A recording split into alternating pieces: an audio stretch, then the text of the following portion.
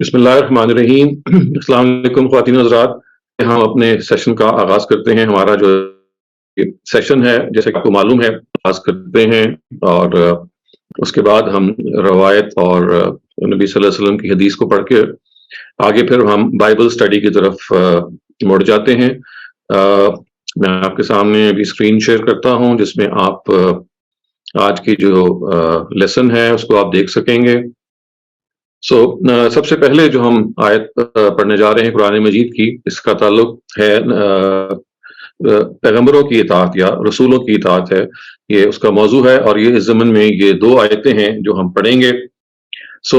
شروع ہم کرتے ہیں سورہ نساء کی آیت نمبر 64 سے۔ اس کے الفاظ یہ ہیں: وَمَا أَرْسَلْنَا مِن رَسُولٍ إِلَّا لِيُطَاعَ بِإِذْنِ اللَّهِ، ہم نے جو رسول بھی بھیجا اس لیے بھیجا کہ اللہ کے اذن سے اس کی اطاعت کی جائے۔ اور اس کے بعد جو دوسری آیت ہے یہ سورہ آل عمران کی 31 نمبر آیت ہے۔ اس کے الفاظ یہ ہیں: قُلْ إِن كُنتُمْ تُحِبُّونَ اللَّهَ فَاتَّبِعُونِي يُحْبِبْكُمُ اللَّهُ وَيَغْفِرْ لَكُمْ ذُنُوبَكُمْ وَاللَّهُ غَفُورٌ رَحِيمٌ، ان سے کہہ دو کہ اگر تم اللہ سے محبت رکھتے ہو تو میری پیروی کرو، اللہ تم سے محبت کرے گا اور تمہارے گناہوں کو بخش دے گا، اور اللہ بخشنے والا ہے، اس کی شفقت ابدی ہے۔ تو نبی صلی اللہ علیہ وسلم کے حوالے سے جو ان کا مقام ہے، جو ان کا اسٹیچر ہے، ان کی جو حیثیت ہے، یہ آیات ہمیں بتاتی ہیں کہ اللہ تعالیٰ جب انسانوں سے کلام فرماتے ہیں، اللہ تعالیٰ جب ہدایت کو لوگوں کے لیے نازل کرتے ہیں تو اس کا طریقہ وہ یہ نہیں اختیار کرتے کہ تمام لوگوں سے وہ براہ راست مخاطب ہوں، بلکہ اس کا جو طریقہ وہ اختیار کرتے ہیں وہ ہمیشہ یہ ہوتا ہے کہ وہ کسی رسول کو ان کا انتخاب کرتے ہیں، اور وہ جو رسول ہے وہ اللہ تعالیٰ کی رہنمائی کو آگے بیان کرتا ہے، اور رسول کی جو یہ رہنمائی ہے وہ عام طور سے اس کلام پر بھی مشتمل ہوتی ہے جو اس کو اللہ تعالیٰ کی طرف سے نازل کیا جاتا ہے، اور ان پریکٹسز پر یا ان سنن پر بھی مشتمل ہوتی ہے کہ جس کے بارے میں اس کو بتایا جاتا ہے کہ آپ نے اس چیز کو ایک عملی نمونے کے طور پہ بھی پیش کرنا ہے۔ اور یہ دونوں ہی چیزیں ہیں جس کی وجہ سے ہم یہ کہتے ہیں کہ نبی صلی اللہ علیہ وسلم اور اس سے جو پہلے رسول ہیں اصل میں دین کا جو ماخذ ہیں وہ ہیں، انہی کی طرف سے ہمیں اللہ تعالیٰ کی کتاب ملتی ہے، اور انہی کی طرف سے وہ سنت یا پریکٹسز ملتی ہیں کہ جن پہ ہمیں عمل پیرا ہونا ہے۔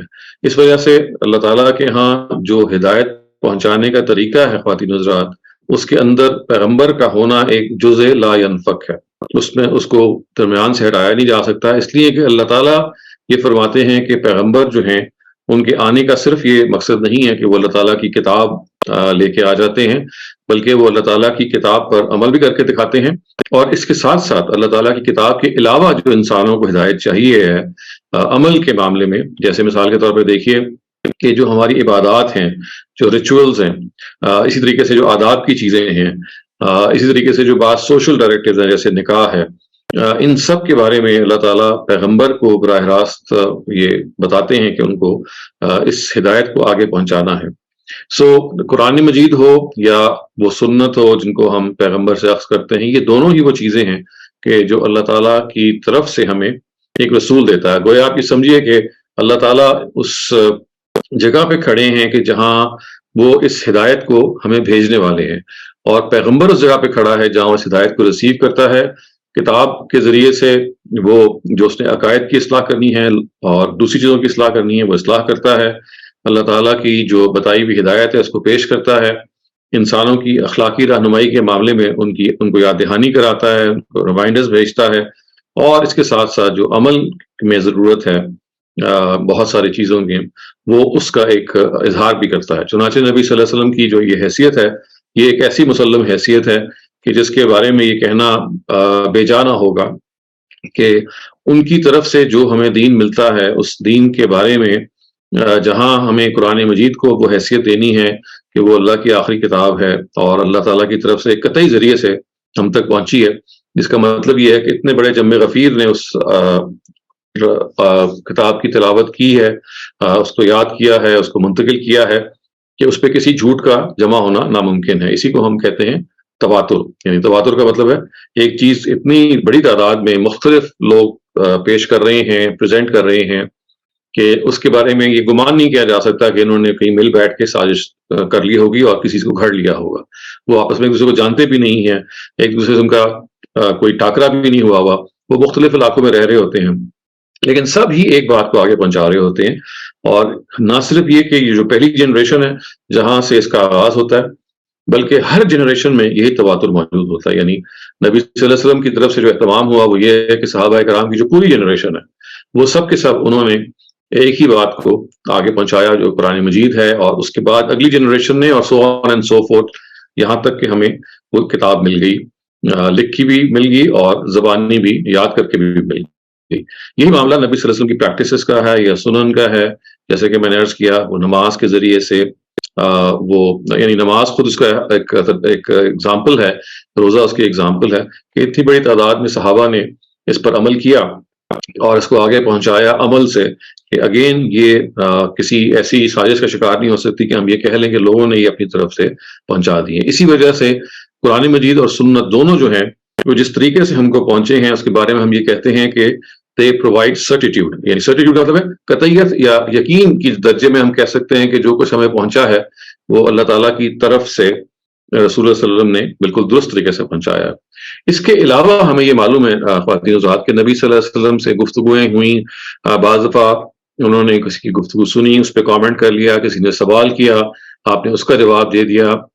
کہیں سے آپ گزر رہے تھے یا کہیں آپ گئے، وہاں کوئی واقعہ پیش آیا تو آپ نے کوئی کامنٹ کر دیا، یا ایسا بھی ہوا کہ آپ کے سامنے کوئی دینی عمل ہوا اور آپ نے کچھ اس پہ تبصرہ نہیں کیا اور ایک لحاظ سے خاموش تائید کر دی. تو اس وجہ سے ایسی جو چیزیں ہیں جو منتقل ہوئی ہیں چند لوگوں کے ذریعے سے اور وہ ہمارے تک پہنچی ہیں روایات کی شکل میں، ان کو ہم حدیث کہتے ہیں، اور یہ سنت سے ایک بالکل الگ کیٹیگری ہے.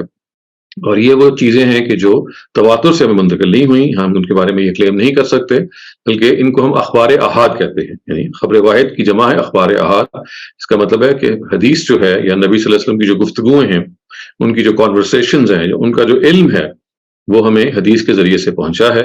تاہم اس کے بارے میں اگر ہمیں اطمینان ہو جائے، یعنی اپنی ریسرچ کے لحاظ سے کہ یہ نبی صلی اللہ علیہ وسلم ہی کی بات ہے، تو پھر اس سے سر منہ ہم انحراف نہیں کر سکتے کہ یہ پیغمبر کی بات ہے. یہ بات تو بالکل ٹھیک ہے کہ یہ ہو سکتا ہے کہ کوئی آدمی اس کے استناد میں، یعنی اس پہ ڈبیٹ پیدا کرتے، اس پہ کوئی اعتراض وارد کرتے کہ یہ نبی صلی اللہ علیہ وسلم کی بات ہم تک صحیح پہنچی نہیں ہے، اس میں آمیزش ہو گئی ہے، جھوٹ اور سچ گھل مل گئے ہیں، تو یہ الگ بات ہے. لیکن جب کسی روایت کے بارے میں آپ کو اطمینان ہو جائے، اور یہ فرد کا اطمینان اس میں دیکھا جاتا ہے کہ یہ نبی صلی اللہ علیہ وسلم سے ایک مستند طور پہ ثابت ہے، تو پھر جو کچھ اس پہ کہا گیا ہے اس کو ماننا ہمارے لیے ہر حال میں ضروری ہے، اس سے ہم انحراف نہیں کر سکتے. اور نبی صلی اللہ علیہ وسلم کی اس حیثیت کے بارے میں قرآن مجید نے سورہ نساء میں ایک جگہ کہا کہ یہ ان کی حیثیت نہ صرف اس چیز میں ہے کہ وہ دینی چیزیں ہمیں بتائیں، بلکہ دور نبوت میں جب کبھی انہوں نے کسی قضیے کا فیصلہ کیا یا کسی قضیے کو چکایا، اس موقع پہ بھی یہ ضروری ہے، وہاں کے اس وقت کے مسلمانوں کے لیے ان کے ایمان کا تقاضا تھا کہ وہ اس کو سنتے، اور اس پہ قرآن یہ کہتا ہے کہ فلا وربک لا یؤمنون حتی یحکموک فیما شجر بینہم ثم لا یجدوا فی انفسہم حرجا مما قضیت ویسلموا تسلیما، کہ آپس کے اختلاف کو ریزالو کرنے میں میری، اگر نبی صلی اللہ علیہ وسلم کو آپ نے ایک وہ اتھارٹی دے دیا، آربیٹریٹر مقرر کر دیا ہے، تو پھر دل کی تنگی کے بغیر جو فیصلہ کریں آپ نے اس کو ماننا ہے. تو اس سے آپ اندازہ کر لیں کہ جو بھی وہ فیصلہ کر دیں اختلاف میں، اس کی وہ حیثیت بن جاتی ہے کہ اگر اس کی کا استناد جو ہے وہ ہم تک پہنچ جائے، ہمیں ثابت شدہ ملے، تو پھر اس سے بھی ہم انحراف نہیں کر سکتے. تو یہ غیر معمولی وہ حیثیت ہے جو اللہ تعالیٰ نے اپنے پیغمبروں کو دی، اور اسی طرح سے نبی صلی اللہ علیہ وسلم کو یہ بات ان کو بتائی گئی کہ ان کی جو پیروی ہے وہ اس حال میں کی جائے گی کہ کوئی دل کی تنگی بھی انسان محسوس نہ کرے، جو ظاہر ہے کہ ایک بڑی اہم بات ہے جو مذہب کی ہمیں بتائی جا رہی ہے. خواتین حضرات، ہم اب اپنے اسٹڈی سرکل کے دوسرے سیگمنٹ کی طرف بڑھتے ہیں جس میں ہم نبی صلی اللہ علیہ وسلم کی کسی روایت کا مطالعہ کرتے ہیں. آج ہم جس روایت کا مطالعہ کرنے جا رہے ہیں یہ توبہ سے متعلق ہے، اور یہ جو روایت ہے جیسا کہ آپ اپنے اسکرین پہ دیکھیں گے کہ مسلم سے صحیح مسلم سے بیان ہوئی ہے، اور ابن عمر جو ہیں، یہ حضرت عبداللہ ابن عمر ان کا پورا نام ہے، حضرت عمر کے صاحبزادے ہیں، یہ ان سے روایت ہے. اور یہ انہوں نے کہا کہ قال رسول اللہ صلی اللہ علیہ وسلم یا ایھا الناس توبوا الی اللہ فانی اتوب فی اليوم الیہ 100 مرہ. یعنی انہوں نے یہ فرمایا رسول اللہ صلی اللہ علیہ وسلم نے کہ اے لوگوں توبہ کرو اللہ کی طرف، کیونکہ میں توبہ کرتا ہوں اللہ تعالیٰ سے ہر دن میں 100 بار. یعنی یہ بتایا جا رہا ہے کہ نبی صلی اللہ علیہ وسلم خود اپنے بارے میں یہ کہتے ہیں کہ میں 100 مرتبہ توبہ کرتا ہوں اللہ تعالیٰ سے روزانہ، یعنی روزانہ توبہ اور استغفار جو ہے وہ میرے سے اتنی مرتبہ ہوتا ہے۔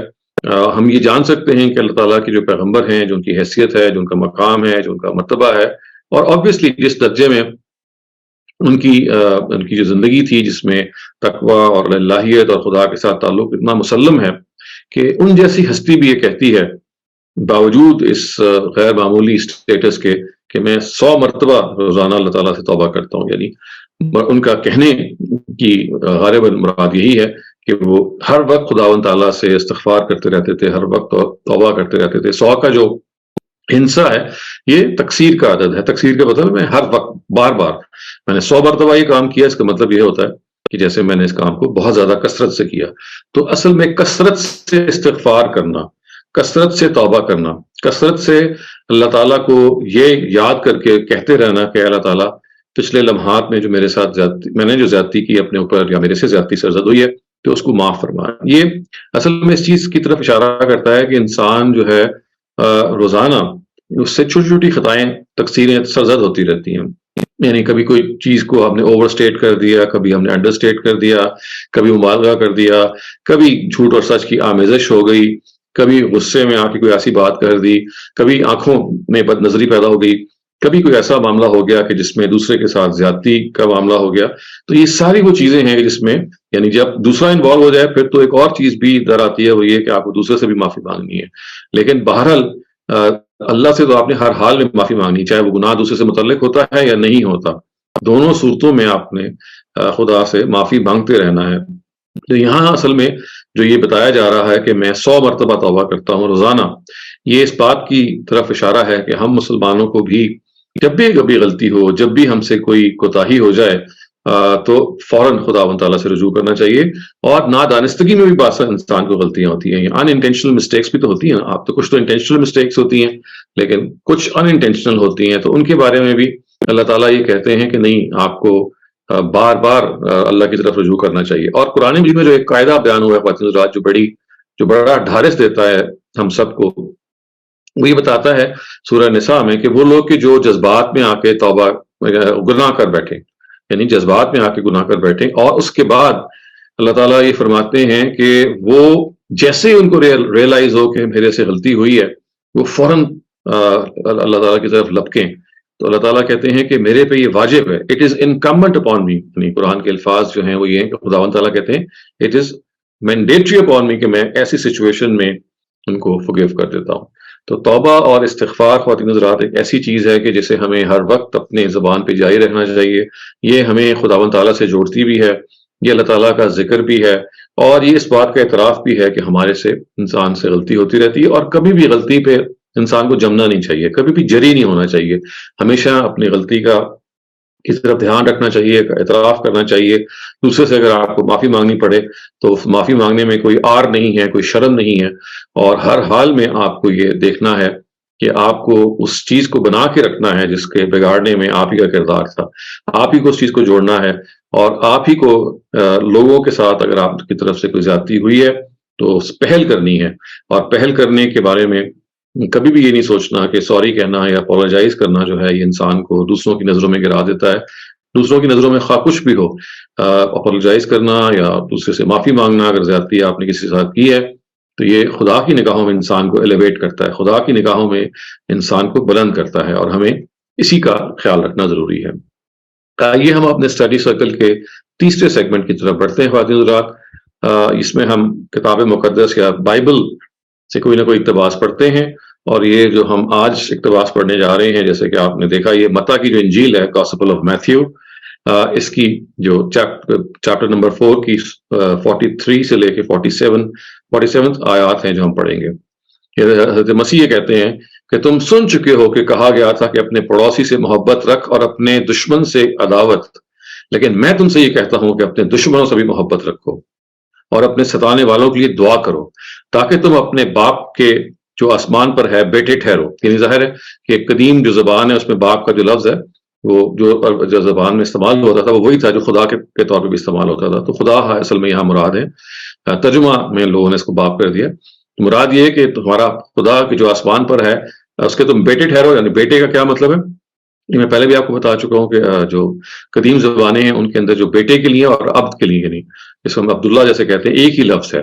تو یہ اصل میں یہاں مراد عبداللہ ہے کہ تم اللہ کے عبد جو ہے وہ ٹھہرو، کیونکہ وہ اپنے سورج کو بدوں اور نیکوں دونوں پر چمکاتا ہے. دیکھیے کتنی خوبصورت بات کی ہے کہ اللہ تعالیٰ جو ہیں وہ رحمت صرف نیکوں پہ نہیں کرتے، بلکہ سورج کو وہ چمکاتے ہیں دونوں پر، اور راست بازوں اور ناراستوں دونوں پر می برساتا ہے. یعنی بارش جب ہوتی ہے تو جو نیک ہیں اور بد ہیں دونوں اس سے فائدہ اٹھاتے ہیں، کیونکہ اگر تم اپنے محبت رکھنے والوں ہی سے محبت رکھو تو تمہارے لیے کیا اجر ہے. یعنی یہ دیکھیے کتنی زبردست بات ہے کہ اگر آپ نے انہی سے محبت کرنی ہے کہ جو آپ سے محبت کرتے ہیں، تو اس کا کیا بڑا اجر ہے، وہ تو بڑی آسان چیز ہے. کیا محصول لینے والے بھی ایسا نہیں کرتے؟ یعنی اس زمانے میں جو ٹیکس پیئرز تھے ان کے بارے میں یہ کہا جا رہا ہے کہ کیا وہ بھی ایسا نہیں کرتے؟ اور اگر تم فقط اپنے بھائیوں ہی کو سلام کرو تو کیا زیادہ کرتے ہو؟ کیا غیر قوموں کے لوگ بھی ایسا نہیں کرتے؟ یعنی یہ بار بار اس بات کی طرف توجہ دلائی جا رہی ہے کہ جو کام آسان ہے وہ ہم سب کر لیتے ہیں، جو ہم سے نیکی کرتے ہیں ہم ان سے نیکی کر لیتے ہیں، جو ہم سے اچھا رکھتے ہیں ہم بھی ان سے اچھا رکھتے ہیں، جو ہم سے محبت کرتے ہیں ہم ان سے بھی محبت کرتے ہیں، اور محصول جو لینے والے ہیں وہ بھی ایسا ہی کرتے ہیں. یعنی جو ٹیکس پیئرز ہیں، مراد اس زمانے میں جو ٹیکس پیئرز تھے وہ رومنز تھے، تو ان کی طرف اشارہ کر کے جا رہا کہ دیکھو گئے گزرے تو وہ بھی نہیں. لیکن اصل کمال کیا ہے؟ اصل کمال یہ ہے کہ اپنے دشمنوں سے محبت رکھو اور اپنے ستانے والوں کے لیے دعا کرو. خواتین حضرات، یہ بات ایک پیغمبر ہی کہہ سکتا ہے. یعنی یہ بات کہ اپنے دشمنوں سے محبت رکھو، لو یور اینیمیز، یہ ایک ایسی چیز ہے کہ جو اللہ کے پیغمبر ہی ہیں جو اپنی اس ایک جو کہتا ہے کہ میگنانیمٹی کہ آپ کے اندر یہ ایک ظرف پیدا کر رہے ہیں کہ اپنے دشمنوں کے لیے دعا کرو. اپنے دشمنوں کے بارے میں یہ مت سمجھو کہ یہ تمہارے کوئی جانی دشمن ہیں، یہ ہیں، ظاہر ہے دشمنی تو ان کی طرف سے ہے، لیکن ان سے محبت کرو. ان سے محبت کرنے کا کیا مطلب ہے؟ ان سے محبت کرنے کا مطلب یہ ہے کہ ان کے بارے میں فکر مند ہو کہ وہ ایک زیادتی کر رہے ہیں اور اس زیادتی سے آپ کو نکلنا ہے. اور اس زیادتی سے نکلنے کے لیے یہ ضروری ہے کہ خواتین حضرات اس میں ہم یہ جان لیں کہ انسان جو ہے وہ اگر اس کے حق میں دعا کی جائے، اس سے صحیح رویہ اختیار کیا جائے، اس کو یہ محسوس کرایا جائے کہ میں آپ کے ساتھ ہوں اور میں آپ کی زیادتی کو برداشت کرنے کے باوجود آپ اس کے ساتھ خندہ پیشانے سے پیش آ رہا ہوں، تو بڑے بڑے دل جو ہیں وہ پگھل جاتے ہیں. اور اسی کو قرآن نے بیان بھی کیا ہے، جیسے بائبل یہاں بیان کر رہی ہے. آپ کو معلوم ہے کہ قرآن مجید میں بھی بالکل اس طرح کے الفاظ ہیں، اور انہوں نے یہ کہا ہے کہ اللہ تعالیٰ یہ کہتے ہیں کہ لا تستوی الحسنۃ ولا السیئۃ، یعنی برائی اور اچھائی ایک طرح نہیں ہوتی. ادفع باللتی ہی احسن، یعنی برائی کو اچھائی سے دور کرو. اگر تم سے کوئی زیادتی کرتا ہے تو اس کے جواب میں تم اچھا کرو. اس لیے کہ اللہ تعالیٰ کہتے ہیں کہ تم جب یہ کرو گے فَإِذَا الَّذِي بَيْنَكَ وَبَيْنَهُ عَدَاوَةٌ كَأَنَّهُ وَلِيٌّ حَمِيمٌ، جب تم برائی کا جواب اچھائی سے دو گے تو وہ وقت دور نہیں ہے.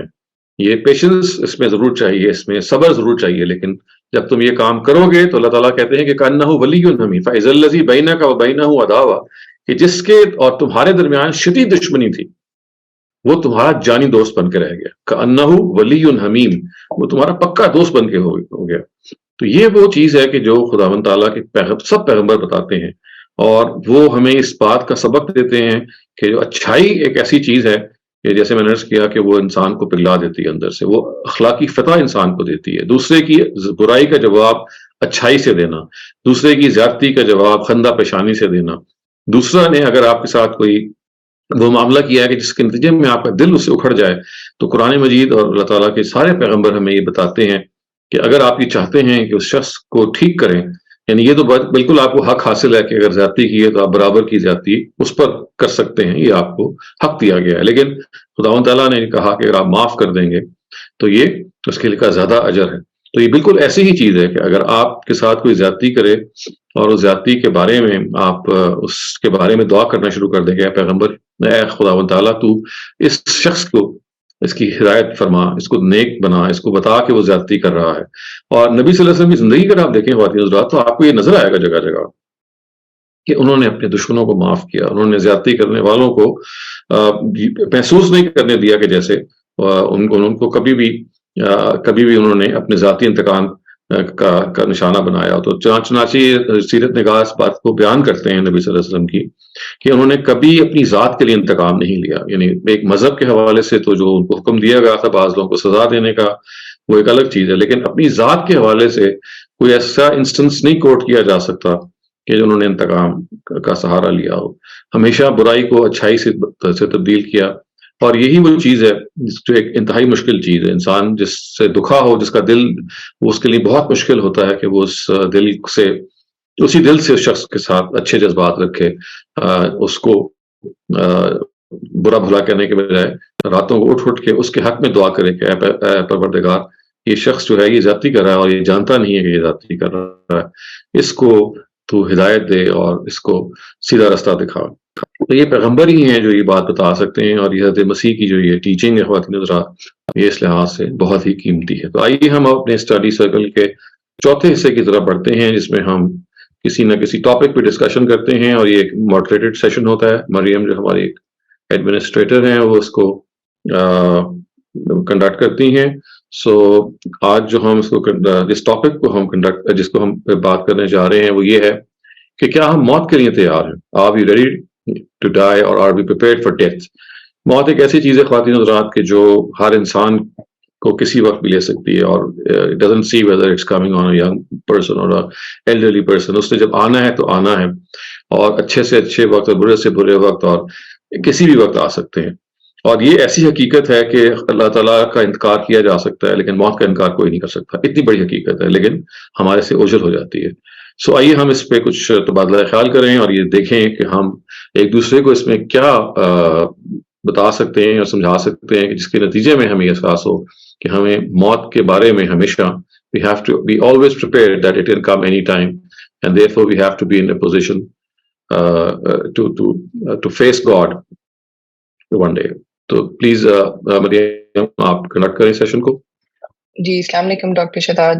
Just to let you know آج Maryam is busy, so I am just hosting the session. Right. تو غزل پلیز آپ پروسیڈ کریں. جی شکریہ. تو ڈاکٹر شہزاد، یہ آپ کا ٹاپک یقیناً ہمیں توجہ دلاتا ہے کہ probably we are not prepared, otherwise شاید آپ یہ سوال پوچھتے نہیں. پہلے تو جب میں نے اس کو سرسری سا پڑھا تو مجھے لگا کہ شاید میں تیار ہوں، but when I thought more deeply about it I realize کہ میں کسی طریقے سے بھی تیار نہیں ہوں. کچھ تیاریاں آپ ایسی سی کر سکتے ہیں. فار ایگزامپل کیا وصیت لکھ دی ہے تو میں کہوں گی کہ جی وصیت میں نے لکھ دی ہے. میں نے اپنی فیملی میں کچھ لوگ ایسے دیکھے جنہوں نے بیفور دیئر ڈیتھ انہوں نے اپنے کفن دفن کا ہر انتظام کر کے رکھا ہوا تھا. ایک جگہ پر انہوں نے بیگ میں اپنی تمام کفن کی اور غسل کی پوری تیاری انہوں نے کر کے رکھی ہوئی تھی، اور گھر والوں کے انہوں نے بتا دیا تھا کہ یہ چیزیں ہیں. So when I so that تو مجھے یہ ہٹ کیا کہ کیا میں یہ اسٹیج تک پہنچی ہوں کہ میں بھی اپنی یہ تیاری کروں، اور اس تیاری تک پہنچنے کے لیے ایک بہت لمبا سفر ہے جو کہ انہوں نے طے کیا ہوا ہے بٹ میں نے نہیں کیا. کیا حقوق اللہ اور حقوق العباد ادا ہو گئے ہیں؟ کیا میرے ذمہ بہت سی جو ذمہ داریاں ہیں وہ پوری ہو گئی ہیں؟ تو پرہیپس ان کی ایک لمبی لسٹ ہے جو کہ ابھی ادا نہیں ہوئی. توفیق ہے اور آپ کی آج کے باقی جو ٹاپکس تھے ان کو بھی سنتے ہوئے یہی احساس ہوا کہ شاید بہت سی کوئی شاید معافی تلافی بھی کرنے کی گنجائش ہے. I'll just wrap it up کہ تیاری اتنی نہیں ہے جتنی ہونی چاہیے.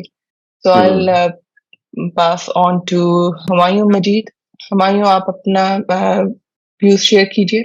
سمجھتے ہیں کہ ایز فار جب ہم قرآن پڑھتے ہیں یا حدیث پڑھتے ہیں مستند احادیث، تو موت جو ہے ایک اٹل حقیقت ہے، از اے ریئلٹی، اٹل حقیقت. ہم یہ جیسے اس سے پہلے میم نے سم پوائنٹس جو ان کو ریز کیا ہے کہ ہم کفن وغیرہ اس چیز کی تیاری ہم نے کی ہے، مگر but I think the real thing which I want to convey here that we have to purify our educators, our educators, or we have to see our rights as we say حقوق یعنی rights of اللہ اور حقوق العباد، لوگوں کے جو حقوق ہے اس پر ہم کم توجہ دیتے. بس ہم یہ ذہن میں رکھتے کہ ہم نے کفن وغیرہ یا کفن لایا ہے، ہم نے اس چیز کی تیاری کی ہے، ہمارے بیٹے تھے بیٹیاں ان کی شادی ہم نے کی ہے، جیسے ہم نے وہ ذمہ داری کی ہے. But the basic thing is that we have to purify ourselves. That is the main gist from Quran, from Sharia, from Hadith, that in actual spirit that we have, I think that we have not prepared ourselves wholly and solely, that we only point out these things, that the such kind of preparedness that we have done it. But actual is that we have to purification, as we in the Quranic terms as tazkiyah. Tazkiyah as the ayah it has in Quran that فَأَلْهَمَهَا فُجُورَهَا وَتَقْوَاهَا, as the Quran, this ayat has come in the Quran, فَتَزَكَّى مَنْ فَقَدْ أَفْلَحَ مَنْ زَكَّاهَا وَقَدْ خَابَ مَنْ دَسَّاهَا. I think that is the main आपकी बात तो मैं समझ गया. आप ये चाह रहे हैं बताना कि इंसान का जो अंदरून का जो तज़किया है हमें उसकी फिक्र करनी चाहिए. जितना the more we purify ourselves from inside, the better it is. सबसे बड़ी मौत की तैयारी ये है कि हम अंदर से एक पाकीज़ा इंसान बने. तो थैंक यू वेरी मच जी आपके इस इनपुट का. तो गजल आप इस आगे प्रोसीड कर सकती हैं. मिस्टर इमरान, आप अपना प्लीज माइक अनम्यूट कर लीजिए. शुक्रिया. Assalamu alaikum, Dr. Shahzad. Actually, my question is going to be at the end of the session for regarding the Bible. तो मैं अभी pass on कर देता हूँ. So I'll just talk inshallah at the end. Okay. So मैं तमाम मेंबरान से request करूंगी कि सिर्फ इस वक्त उन डिस्कशन के लिए अपना हैंड रेज करें. तो जब ये हमारा सेगमेंट खत्म हो जाएगा, then I'll request you to raise your hand for the Q&A session. Shabana Ansari, please go ahead. अच्छा, ये वो सवाल है जो मुझे बचपन से खा रहा था. जब मैं 7 साल की थी तो उस वक्त मैंने अपनी अम्मी से पूछा था कि डेथ क्या चीज होती है, तो उन्होंने कहा कि सांस बंद हो जाती है. तो मैंने ये सोचा कि मैं तो कभी भी सांस बंद नहीं करूंगी और ना मैं कभी मरूंगी. तो फिर उसके बाद पता चला कि जाना भी अकेले है, साथ भी कोई नहीं जाएगा. तो फिर मैंने उसी वक्त फैसला कर लिया था कि मुझे तो फिर अल्लाह से दोस्ती करनी पड़ेगी, क्योंकि वही साथ होगा.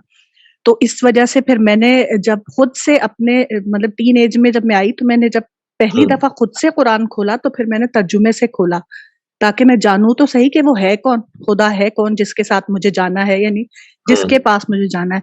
तो बस फिर मैंने उसी जमाने से मौत की तैयारी शुरू कर दी थी. और उसका तरीका ये मैं बताऊं कि फिर ग्रेजुअली मैं चलती रही. आज अगर ये जो मैं क्लास अटेंड कर रही हूँ, ये भी मौत की तैयारी कर रही हूँ मैं.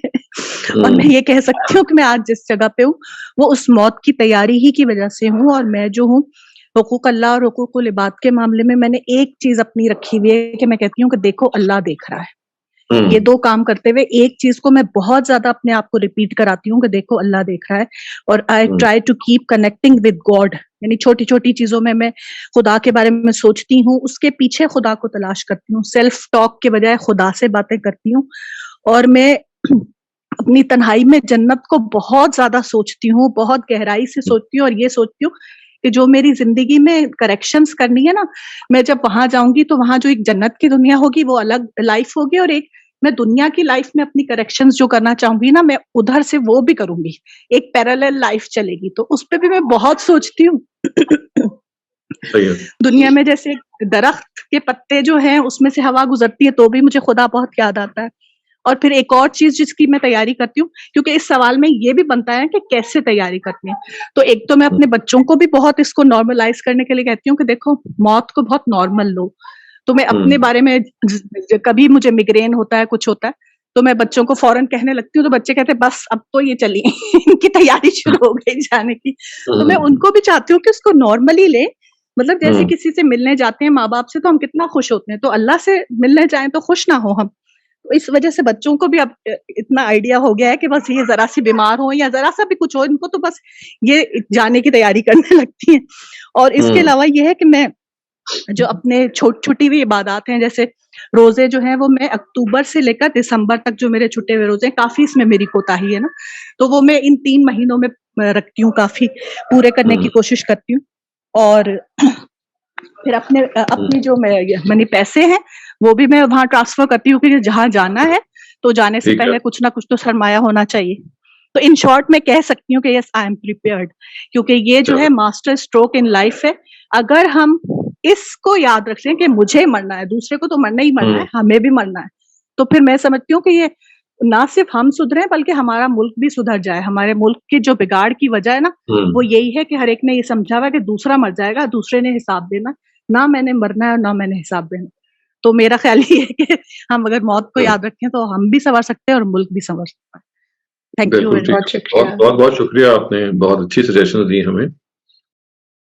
जी, आगे बढ़ते हैं। रफिया, प्लीज अपना माइक अनम्यूट कर लीजिए और बात कीजिए। वालेकुम शहजाद साहब। डेथ के बारे में ये है कि I don't think I am prepared, इसलिए कि मैं बहुत से सोचती हूँ कि गलतियां भी बहुत हुई हैं एंड आई फील कि अगर अल्लाह मुझे और मौका दे दे तौबा करने का, it will be much better for me. छोटे छोटे गुनाह मेरे माफ हो जाएं, अगर वो मेरे से बड़ी गलती हुई है वो भी अगर मेरे पास और टाइम होगा तो मैं और तौबा करूंगी। तो इंशाल्लाह if I die tomorrow, maybe I didn't do sincere tawbah as much as should be doing. So I feel that I'm really not more prepared, and I want to have a little more time to ask for forgiveness. That is one thing. Secondly, I have 3 daughters, and I feel that I'm not really prepared for their leaving a will for them, because they're daughters, and after I die, the law that is in our country, then the property, everything starts according to the Sharia, goes to the male members. So I feel I have to make a will. Also, I feel that I do a lot of charity, but I still feel that I have to do more. So I just feel that I'm not prepared to die, because I think God should give me more time to do more good deeds, to please him more. And most of all, do so much tawbah that when I do see him, I'll be saying, okay, Allah, now I'm sure you've forgiven me and you'll send me to heaven. Well, that is the way my own feeling is, and I feel that every morning. Right. Chale, thank you for that. Up next, अतर खान, आप अपना mic unmute कर दीजिए। जी, अस्सलाम वालेकुम doctor साहब। वालेकुम सलाम। Sir, it's a very interesting question, और मैं भी इस पे काफी अरसे से और अभी तक सोच रहा हूँ, और जो आंसर्स मेरे ज़हन में आते हैं वो इस तरह से है कि in order to see that you're really prepared, you need to align your actions with the word of Allah subhanahu wa ta'ala. जो do's and don'ts खुदा ने दिए हैं, अगर हम उसको देखें कि वो हम कर रहे हैं या नहीं कर रहे तो वो, और उसमें सबसे इम्पोर्टेंट बात मेरे ख्याल में सिंसेरिटी है, कि जो जितनी लगन से खुदा की तरफ आएगा वो उतना ही उसको उसके नजर उसको हक और सच की वो होगी। और फिर जब हम खुदा की कानून की बात करते हैं या खुदा की बात करते हैं तो वो एक कुरान की आयत ज़हन में आती है, क्योंकि जब आप ये सोचते हैं कि अल्लाह सुब्हानहू व तआला की तरफ हमने रिटर्न होना है, तो वहां पे एक क्वेश्चन आता है कि उस खुदा को, उस क्रिएटर को कौन सी ऐसी चीज है जो सबसे ज्यादा पसंद है, या कौन सी ऐसी चीज है जो सबसे ज्यादा नापसंद है, किस चीज पे हम लोग कौन सी ऐसी चीज है जो खुदा माफ नहीं करेगा। तो मेरे ख्याल में कोई भी अगर सिंसियर होगा तो वो सबसे पहले उस चीज को रेक्टिफाई करने की कोशिश करेगा जिसको खुदा ने माफ नहीं करना, तो और फिर उसके बाद वो उसी तरह से उसको टेक ऑन करेगा जो बाकी चीजें हैं प्रायोरिटी पे। तो एक कुरान मजीद की आयत मेरी नजर में आई थी, चौथी सूरत की 116वीं आयत थी, इन्नल्लाह ला यगफिरु अन युश्रका बिही व यगफिरु मा दूना ज़ालिका लिमन यशाअ व युश्रिक बिल्लाहि फ़क़द ज़ल्ला ज़लालन बईदा। के अल्लाह सुब्हानहू व तआला, और माफ कीजिएगा अगर मैं इसकी इंटरप्रिटेशन गलत कर पाया हूं, कि अल्लाह सुब्हानहू व तआला एक गुनाह है जिसको वो कभी माफ नहीं करेगा, वो है शिर्क। इसके अलावा वो कोई भी गुनाह जिसको वो चाहेगा वो माफ कर देगा, विच मीन्स कि अगर हमारी इबादत भी मिस हो रही है या कुछ और भी मिस हो रहा है, इवन हकूकुल इबाद भी, तो शायद वो फॉरगिवेबल हो, लेकिन एक चीज जो है वो खुदा कभी माफ नहीं करेगा, विच इज शिर्क। तो फिर क्वेश्चन आता है कि सबसे पहले तो हमें इस चीज को देखना है कि शिर्क है क्या, और क्या हमने उसको फुली अपने अंदर से रिमूव कर ली है। फॉर इंस्टेंस अल्लाह सुब्हानहू व तआला ने शिर्क की डेफिनेशन ये बताई जो मैं समझ पाया, कि when you associate partners with अल्लाह सुब्हानहू व तआला, so when that comes in our mind, तो ज़हन में फिर ये क्वेश्चन आता है कि कोई ऐसी बात जो खुदा की ना हो और हम खुदा की बना के पेश कर रहे हो, या कोई ऐसी चीज जो नबी अकरम सल्लल्लाहु अलैहि वसल्लम ने की ना हो या कही ना हो और हम वो उनकी तरफ मंसूब कर रहे हो, तो वो भी उसी दायरे में आ जाता है। تو سب سے پہلے ہمیں وہ چیز دیکھنی ہے کہ کیا واقعی میں تواتر جو ہے وہ ہمارے دین اسلام میں ایک سند کی حیثیت رکھتا ہے کہ نہیں رکھتا، کیونکہ اس میں بھی ڈفرینسز ہیں، اور کیا اطمینان، دل کا اطمینان ہو جانا بھی اس کو مان لینا چاہیے. اگر ہمارا دل کا اطمینان ہو رہا ہے، ہم پہ لازم ہو جاتا ہے. Is that really true? کیا دین کا خالی ماخذ جو ہے وہ قرآن ہے یا اس کے علاوہ اور بھی سورسز ہیں؟ کیونکہ اس میں سے ہم کہیں پہ بھی ذرا سی بھی غلطی کرتے ہیں یا اس کو پراپرلی ریسرچ نہیں کرتے یا دیکھتے نہیں ہیں، تو پرابلی ہم لوگ اسی دائرے میں فال کر جائیں گے. تو this is a very thin line for every Muslim to think about it. اور ایک چیز جو میں یہ دیکھتا ہوں کہ اس کا آنسر میرا نہیں خیال کبھی بھی یہ بن سکتا ہے، جتنا میں نے قرآن سمجھا ہے، کہ کوئی بھی انسان کسی بھی موقع پہ آ کے یہ کہہ سکے کہ آج جو اس کو سمجھ آ گیا ہے وہ 100% ٹھیک ہے، یا آج جو وہ کش کر رہا ہے وہ فلی پریپیئرڈ ہے. کیونکہ ہمارے دلوں میں ڈر بھی ہے، خوف بھی ہے، اور پرابلی وہ بہت ساری چیزیں ہیں شاید ہم اس لارجر ایسنس سے نہیں کر رہے جو کہ شاید ہمیں کرنی چاہیے ہوں، اور ہم اس کے بہت اسمالر اسکیل پر اس کو آپ کی بات کا میں اگر خلاصہ کروں تو آپ وہی جو ابھی ایک اور پارٹیسپینٹ نے بھی بات کی ہے کہ جو ہمارا اندرون کا تزکیہ ہے اور ہماری جو اندرون کی پاکیزگی ہے، یہ وہ چیز ہے کہ جو میں ہر لحاظ سے اس کو طرف توجہ دینی چاہیے، کیونکہ یہی آخرت میں ہمارے کام آئے گی. اور اگر اس میں ذرا سی بھی کوئی کمی ہوتی ہے تو دس از سم تھنگ جو ظاہر ہے can make or break a person's future. Najia please go ahead. السلام علیکم ڈاکٹر شہزاد. جی وعلیکم السلام. مجھے یاد ہے کہ لاسٹ ٹائم جب ہم نے یہ ڈسکشن کی تھی تو میں نے آپ سے کہا تھا کہ میں تو بالکل بھی پریپیئرڈ نہیں ہوں، میری زندگی میں بہت ساری ذمہ داریاں ہیں، مجھے وہ پوری کرنی ہے، اور مجھے ڈر لگتا ہے کہ وہ پورے کیے بغیر میں کیسے جا سکتی ہوں. ریسنٹلی جو میری زندگی میں ایک واقعہ ہوا تو اس کے بعد تو میں ایک مہینے سے ایک بہت ڈفرینٹ جگہ پر ہوں. میں یہ سوچ رہی ہوں کہ شاید ہمیں پتا ہوتا ہے کہ شاید ہمارے پاس بہت لمبی زندگی ہے، ہمارے پاس کوئی ایسی بیماری نہیں ہوتی اور بہت ٹائم ہے. جو حقوق العباد میں خطا ہو گئی ہے وہ ہم پورے کر لیں گے، جو نمازوں میں خطائیں ہو گئی ہیں وہ ہم پوری کر لیں گے، اور کوئی ناراض ہو تو چلیں منا لیں گے. تو اس میں چلیں کر لیں گے میں پھر موت کا خوف بھی ایک پینڈنگ رہتا ہے، موت آ گئی تو کیا ہوگا.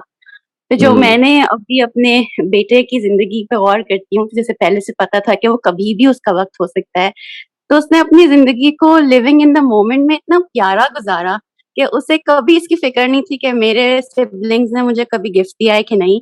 تو اس نے ہر ایک کی برتھ ڈے سیلیبریٹ کرنی تھی، اس نے اپنے ہر فرینڈ کو گفٹ دینا تھا، اس نے ہر دن اپنے پیرنٹس کے ساتھ پیاری سی باتیں کرنی تھی. اینڈ اس کے جانے کے بعد سے میں یہ سوچتی ہوں کہ جس نے سب کی زندگی میں اتنی پیاری یادیں چھوڑی تھیں، تو اس کا آخری وقت بھی اللہ تعالیٰ نے ایسے کوئی اپنے ہاتھ میں لے لیا، ایسے آسانی دی، ایسے آسانی سے اپنی ماں کے ہاتھ میں اس کی جان گئی، اور بہت پیسفل. تو وہ دیکھنے کے بعد تو مجھے لگتا ہے کہ جو ہم کہتے ہیں کسی کی وفات کے بعد you have to move on, شاید ہمیں زندگی میں جلدی جلدی موو آن کرنے کی عادت ڈالنی چاہیے. کوئی کسی کی بات بری لگ گئی، move on from it, go to next thing that you can do for your life. کیونکہ ہمیں بھی نہیں پتا کہ کتنی نعمتیں ہیں کہ وہ ابھی ہمارے پاس ہیں، اور ان کی لذت ابھی ہمیں استعمال کرنی چاہیے، ابھی اس کا شکر ادا کرنا چاہیے. بالکل صحیح. اور بس یہ کہ اگر آج کسی تکلیف پہنچی تو تکلیف بھی تو عارضی ہے، کیونکہ دنیا عارضی ہے. تو ہم لوگوں سے ملی ہوئی تکلیفوں کو اپنے دلوں پہ اتنا سوار کرتے ہیں کہ ہم جو باقی نعمتیں ہیں ان کا مزہ اٹھانا بھول جاتے ہیں. And then this keeps on piling up on our conscience, اور ہینس موت کا پھر فکر اتنی زیادہ ہوتی جاتی ہے. ہمیں لگتا ہے ہم پریپیئرڈ نہیں ہیں، بیکاز ہم زندگی کے لمحات کو ان چیزوں میں ضائع کر رہے ہیں جس کے لیے زندگی نہیں ملی. زندگی بہت خوبصورت چیز ہے، جس کے پاس کم زندگی ہوتی ہے شاید اسے اس کا زیادہ اندازہ ہوتا ہے کہ زندگی کتنی پیاری ہے اور کتنی بڑی نعمت ہے. اور میرا خیال ہے جتنا زیادہ آپ اس نعمت کو انجوائے کریں اللہ کے شکر کے ساتھ، اور کسی بھی تلخی کو بھلانے کی آپ کے پاس جب طاقت ہو جتنی بڑی، تو میرا خیال ہے پھر you are always prepared for that. اور ول لکھنا یا فیونرل کا انتظام کرنا دے بیکم سیکنڈری تھنگس، کیونکہ آپ تو نہیں ہیں، پیچھے ہو جائے گا سب کچھ. And no one is indispensable in the world. یہ تو مجھے پہلے ہی اندازہ ہوا تھا جب مجھے کووڈ ہوا تھا. لیکن یہ کہ آپ خود اپنے لیے بہت امپورٹنٹ ہیں، آپ اپنے لیے امپورٹنٹ ہیں. آپ نے اپنے دل کو صاف رکھنا ہے، کیونکہ دل صاف نہیں رہے گا تو آپ ناخوش ہوں گے، آپ ناخوش ہوں گے، آپ سے متعلقہ لوگ ناخوش ہوں گے، پھر آپ ایک بٹرنس چھوڑ کر جائیں گے. تو مجھے لگتا ہے انسان کو بس یہ سوچنا چاہیے کہ میری لیگیسی کیا ہے, میری اوبیچری کیا ہوگی, میرے بعد لوگ مجھے کس نام سے یاد رکھیں گے, کیونکہ دیکھیں حقوق اللہ کی تو معافی ہے, حقوق العباد کی نہیں ہے. تو اس کے لیے ایوری ڈے آپ کو دیکھنا چاہیے کہ بس میں خوش ہوں, میں مطمئن ہوں. میں خوش اور مطمئن اسی وقت ہو سکتی ہوں جب مجھ سے زیادتی نہیں ہو رہی ہو. اور زیادتی نہیں کرنا مجھے لگتا ہے بہت آسان کام ہے اگر آپ کو پتا ہو کہ آپ کی زندگی تھوڑی ہے.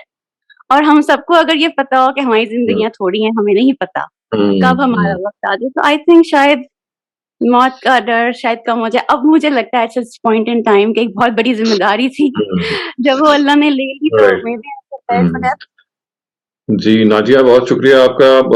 ہمیں پتا ہے آپ بہت بڑے ٹراما سے بھی گزری ہیں پچھلے مہینے, اور you lost your son, although you knew and all of us knew کہ he was destined to go one day because of the nature of his ailment. لیکن بہرحال جب واقعہ ہوتا ہے تبھی انسان کو جو جس درجے میں اس کے صبر کا امتحان ہوتا ہے وہ ظاہر ہے کہ جس پہ ہوا ہے وہی جانتا ہے. اور اس کے بعد زندگی کی قدر و قیمت بھی معلوم ہوتی ہے, اور یہ بھی معلوم ہوتا ہے کہ کوئی بھی انسان انڈسپینسیبل نہیں ہے. اور انسان کی جو موت ہے وہ اٹس لائک یعنی آپ کی اپنی پیدائش کے ساتھ ایک لگا ہوا ایک معاملہ ہے جس کو آپ ہر وقت آپ ایکسپیکٹ کر سکتے ہیں. اور when you see someone very close to you pass away in your own hands, تو آپ کو اور زیادہ اس کی طرف دھیان ہوتا ہے کہ this can happen to us any time. تو ایک تو اللہ سے بہت دعا ہے خداوند تعالیٰ آپ کو صبر دیے رکھے, آپ کو ہمت دیے رکھے, اور آپ کو آخرت میں اپنے بیٹے سے عبداللہ سے جو یہاں ہمارے ساتھ رہے, کورسز میں شامل رہے, انہوں نے پڑھا بھی, اور بہت پیارا وہ بچہ تھا اور بہت معصوم بچہ تھا. خداوند تعالیٰ اس کی وہاں پہ اپنی حفظ و امان میں بھی رکھیں گے, جنت میں رکھیں گے, اور انشاءاللہ آپ کی بھی ملاقات ہوگی. اور آئی تھنک دیٹ جس ایکسپیرینس سے آپ گزری ہیں آپ نے اس کو بہت اچھی طرح ڈسکرائب کیا ہے ہمارے لیے, اور ہم نے بہت سیکھا ہے آپ کی اس گفتگو سے. جی اکرم صاحب پلیز اپنی بات کیجیے. السلام علیکم سر.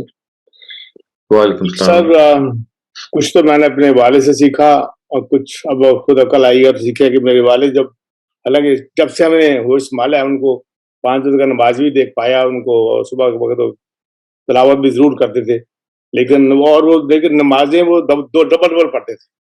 تو جب ہمیں ہوش ہے پوچھا تو کہنے لگے میں نے جوانی میں بہت نمازیں چھوڑی ہیں, وہ پوری کرنے کی کوشش کر رہا ہوں. پھر پتہ نہیں کیا احساس ان کو ہوا کہ وہ lived a good life, 91 کی ایج میں فوت ہوئے. ایک دو کہنے لگے اب لگتا ہے مجھے کہ میری شاید نمازیں پوری ہو گئی ہیں, شاید ان کو تسلی ہوئی کیا ہوا. تو اور ان کے جو معاملات تھے وہ بھی جوانی میں بڑے سخت تھے, اور پھر وہ بڑے نرم ہو گیا. ہم کئی دفعہ بدتمیزی بھی کر لیتے تھے تو ہم برداشت کر لیتے تھے. تو میں سمجھتا ہوں, مجھے بھی تھوڑی عقل آئی, میں سمجھتا ہوں کہ اللہ آپ کو لمبی عمر دیتا ہے تو آپ کو ایکچولی موقع دے رہا ہوتا ہے اپنے معاملات درست کر لے, اللہ کے ساتھ بھی اور لوگوں کے ساتھ بھی, جن کے ساتھ آپ کی رنجش ونجش رہی ہے دل کو دور سے دور کر لے, ان سے معاملہ صحیح کر لے, ان سے اپنے بہن بھائیوں سے. اکثر ہم گاؤں کے لوگ ہیں, بہن بھائیوں سے ہمیشہ ہی تعلقات خراب رہتے ہیں, سو ان سے درست کریں, اور کوشش کر رہے ہیں درست کرنے کی, لیکن ابھی بھی کسی میں کامیابی ہوئی ہے, کسی میں نہیں ہوئی. تو میں سمجھتا ہوں کہ یہ میرا تو ہے کہ اللہ نے اگر آپ کو ایوریج عمر سے زیادہ عمر دی ہے تو کوئی آپ کی بہادری نہیں ہے, اللہ نے آپ کو موقع دیا ہے ابھی بھی سدھر جاؤ اور اپنے معاملات درست کرے میرے پاس آؤ, اور اللہ کے بھی جو باقی ہیں معاملات صحیح نہیں کیے وہ صحیح کر لیں. تو اپنی سی کوشش ہے, اپنے اللہ قبول فرمائے, اور یہ تو اللہ کو پتا ہے کہ کیا کرتا ہے.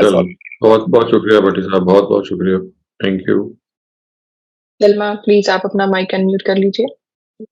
بہت ہی دل ہلا دینے والا سوال ہے یہ کہ کیا ہم نے موت کی تیاری کی ہوئی ہے.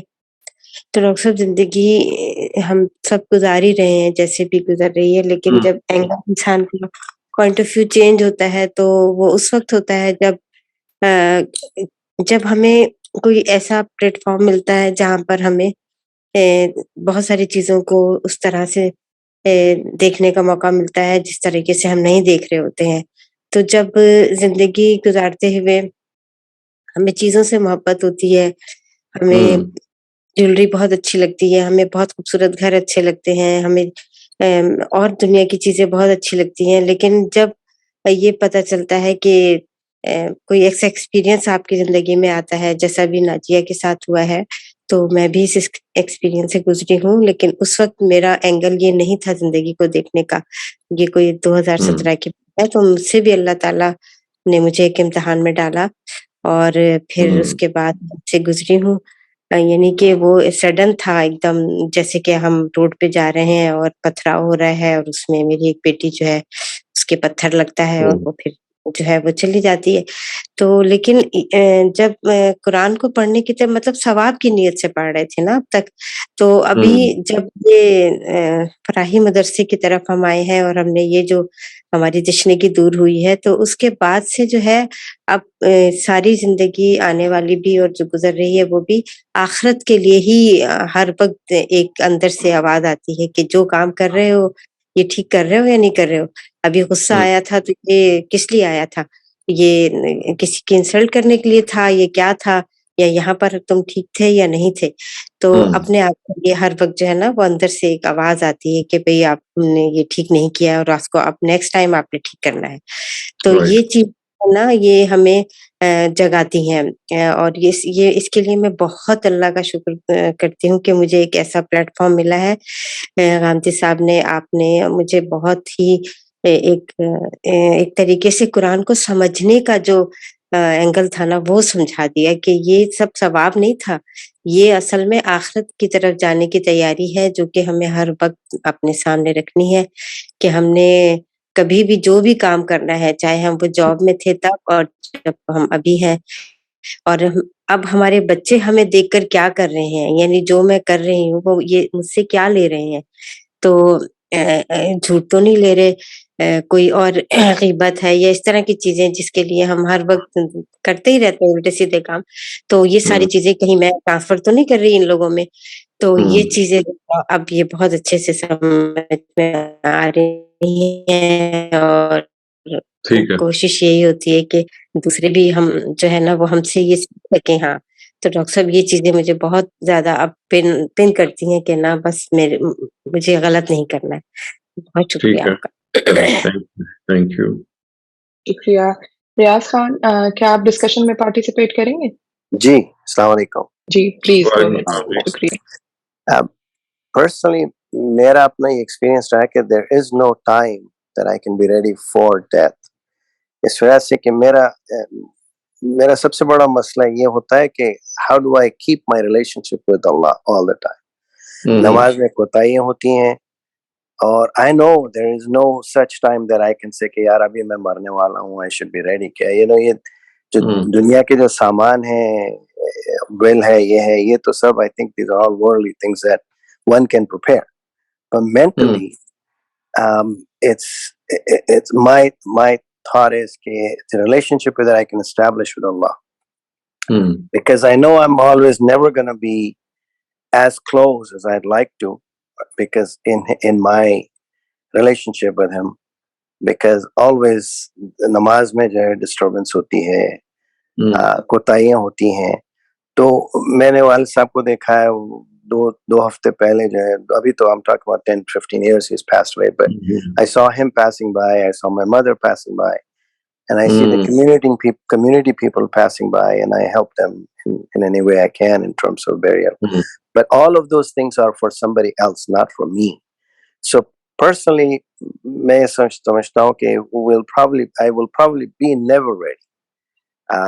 And I'm ready in the sense of, yes, I'm willing to go, but am I actually committed that close to him so that when I go, I expect his mercy. So that's it. Thank you. بہت شکریہ.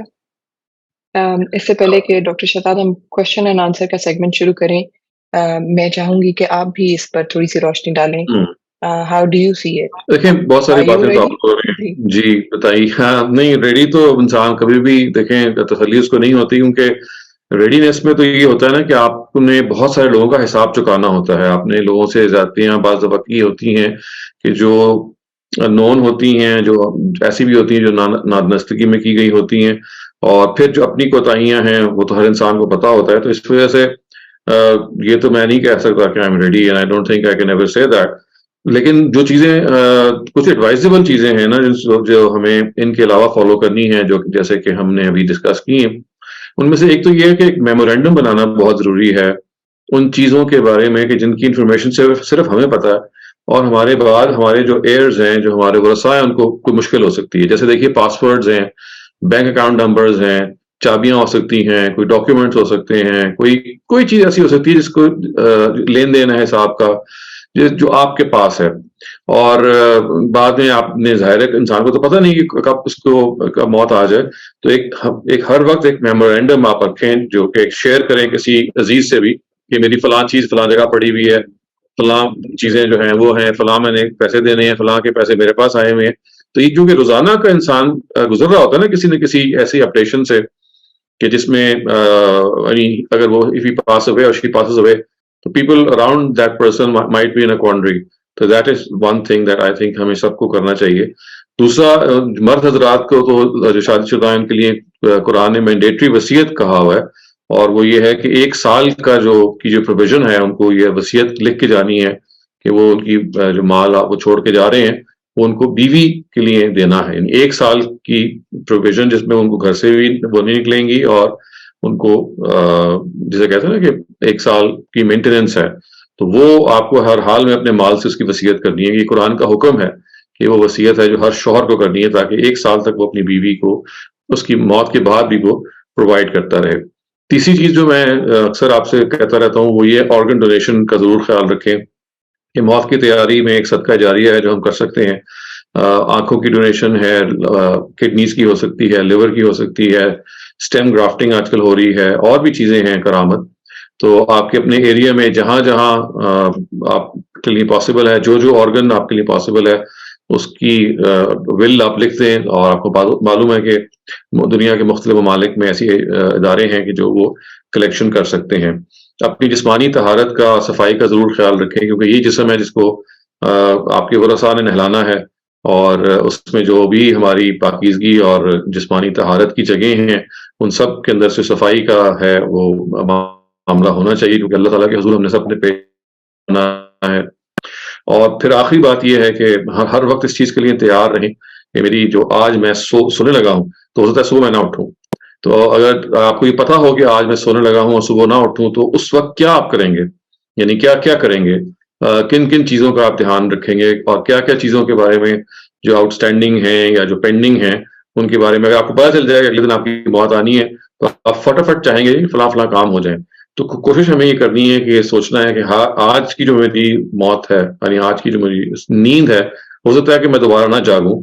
तो जितनी चीजें मेरे जिम्मे हैं, जितनी चीजें के बारे में मैं ये कह रहा हूं कि कल हो जाएंगी और लोगों को उसका पता भी ना हो, तो वो मैं आज ही उनके बारे में कोई ना कोई या मैं मेमोरेंडम लिख दूं, और या मैं उनको कोशिश करूं कि उनका हिसाब में बात कर दूं। तो ये चंद चीजें हैं जो मेरे जहन में आती हैं, जो मैं कोशिश करता हूं कि हम उसका एहतमाम करें।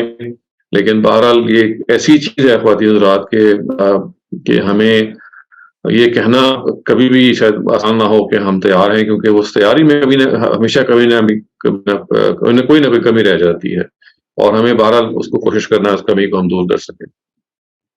जी, बहुत शुक्रिया, आपने इंतहाई अहम नुकात पर बात की है डॉक्टर शदाद, हम सबकी तवज्जो भी दिलाई है। तो इसके साथ ही जो है अब हम क्वेश्चन एंड आंसर्स का सेगमेंट शुरू कर लेते हैं। हमायूं, प्लीज आप अपना सवाल कीजिए, अपना सवाल जरा मुख्तसर रखें ताकि हम और लोगों को भी मौका दे सकें। So please go ahead. Thank you, ma'am. Assalamu alaikum, Dr. Shahzad Salim Saab. Earlier that I have raised the question that which you have pointed out that practices, and we call it in terminology sunnah, that as Ustad Gamte Saab, he has listed 25 or 26 practices, but there are not all practices mentioned in the Holy Quran, and Holy Quran mentioned about namaz, zakat, fasting, or pilgrimage, hajj.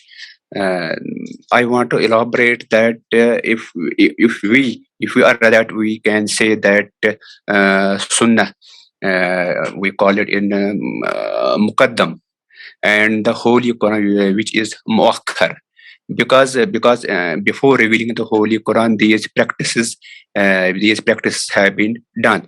And so please, if you elaborate that all these practices which have not mentioned in the Holy Quran, only few are, so how can we ये बताया आप उर्दू समझते हैं कि आप अंग्रेजी में जवाब चाहेंगे?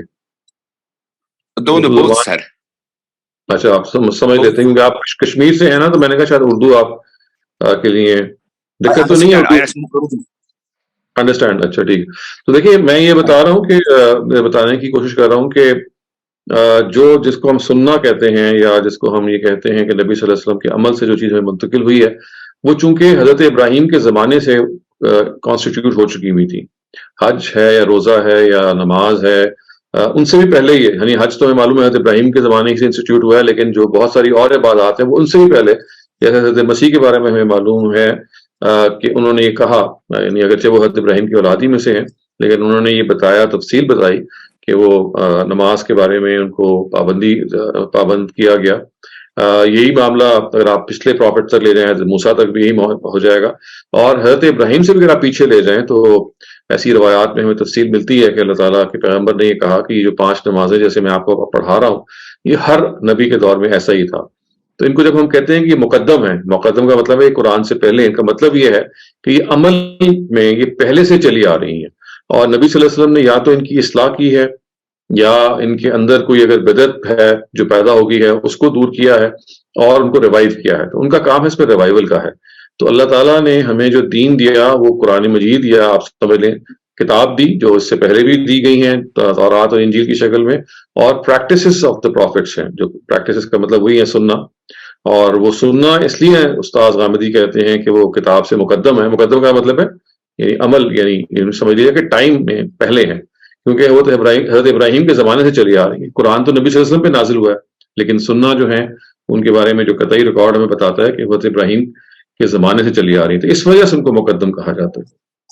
that one ayah is जो एक आया है कि फत्तबी मिल्लत Ibrahim हनीफन, that is called that Almighty Allah, He has ordered us to follow the riwayat Ibrahimiya, which means जी हाँ, ये तो जगह जगह पे है फत्तबी मिल्लत इब्राहिम। नबी सल्लल्लाहु अलैहि वसल्लम से कहा गया कि आपने इब्राहिमी मजहब की पैरवी करनी है, तो जाहिर मजहब पहले एग्जिस्ट करेगा तो पैरवी करेंगे ना।